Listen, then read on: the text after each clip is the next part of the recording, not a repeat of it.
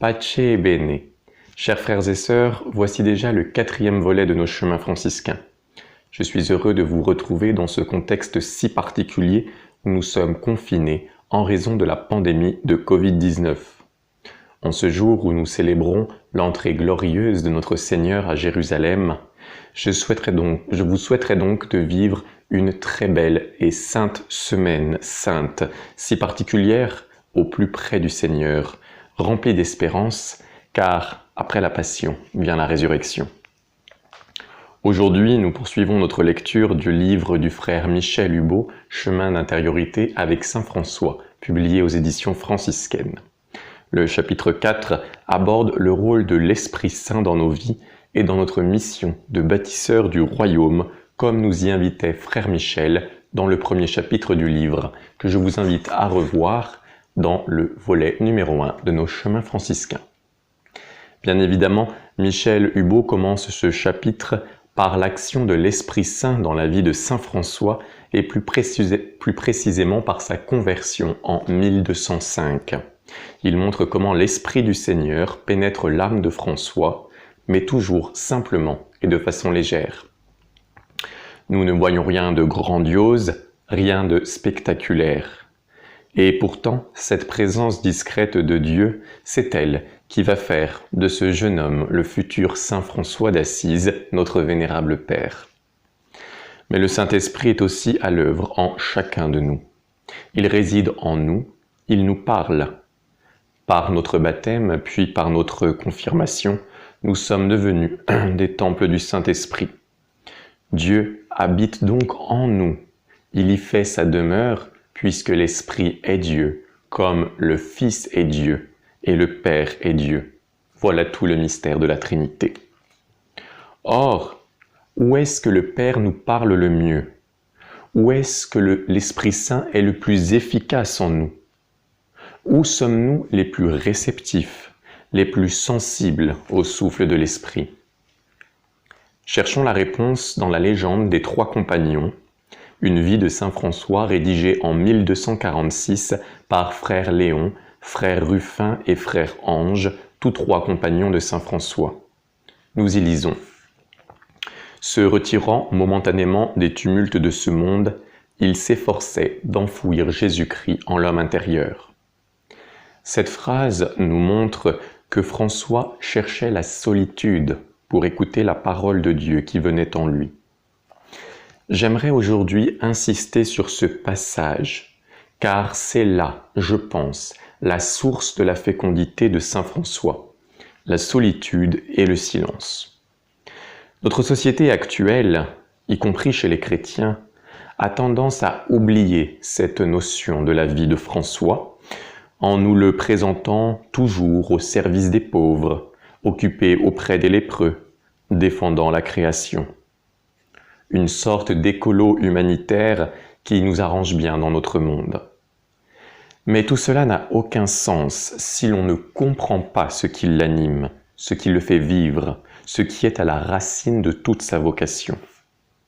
Oui, avant d'être un infatigable frère apostolique, serviteur des plus malheureux de son époque, François est avant tout un véritable contemplatif, qui, comme les pères du désert, ou bien saint Bruno en Chartreuse, se nourrit du silence et de la solitude pour accomplir l'œuvre de Dieu.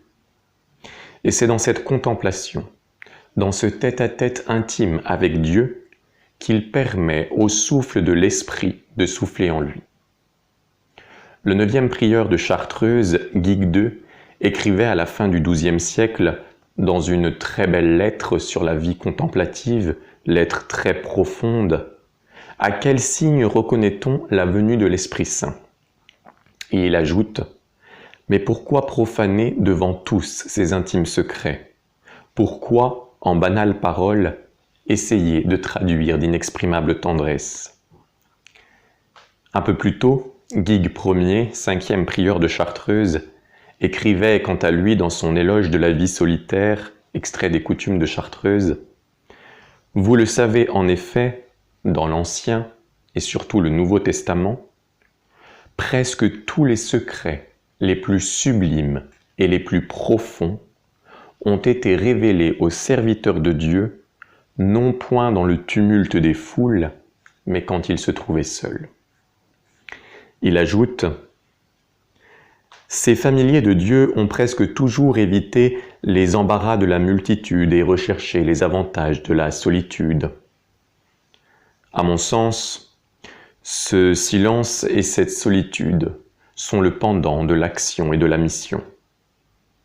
Quelle tristesse de voir toutes ces personnes, y compris dans l'Église et les ordres religieux, s'agiter en tous sens dans d'innombrables associations caritatives, dans de multiples actions humanitaires, et négliger cette vie de contemplation et de prière. Et pourtant, elle doit être la source de leurs engagements.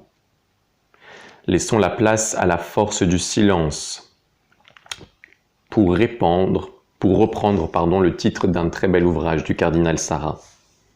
Laissons Dieu nous parler et souvenons-nous de Marthe et de Marie, les sœurs de Lazare. Accaparée par les multiples occupations du service, Marthe en oublie l'essentiel. Se poser simplement, en silence, aux pieds du Seigneur et l'écouter dans le silence de son cœur. Cette place de Marie aux pieds du Seigneur, de François dans la prière solitaire, de Saint Bruno au désert de Chartreuse, c'est celle qui nous permet de nous rapprocher de Dieu, de laisser l'Esprit Saint travailler en nous.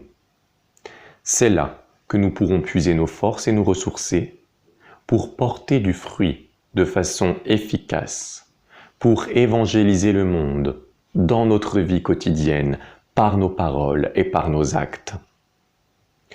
C'est en étant Marie régulièrement que l'on devient Marthe efficacement. Une Marthe qui ne s'inquiète pas, qui ne s'agite pas en vain, car elle réalise l'œuvre de l'Esprit qu'elle aura puisée dans le silence auprès du Seigneur. Alors, nous porterons du fruit, un fruit de vie, embrasé de la flamme du Saint-Esprit. Entretenons cette flamme au quotidien pour qu'elle ne s'éteigne pas.